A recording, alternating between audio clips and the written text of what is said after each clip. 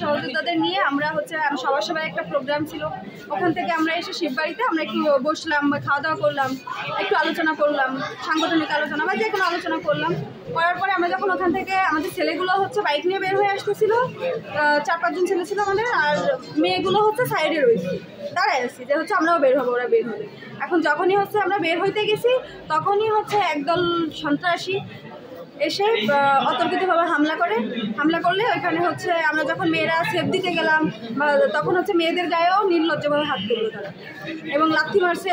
2টা মেয়ে অলরেডি গুরুতর আহত, এবং আমাদের 8 জন মতো আহত হয়েছে, আর 2 জন গুরুতর আহত হয়েছে। তারা খুলনা মেডিকেলে ভর্তি আছে এবং তাদের চিকিৎসা চলমান।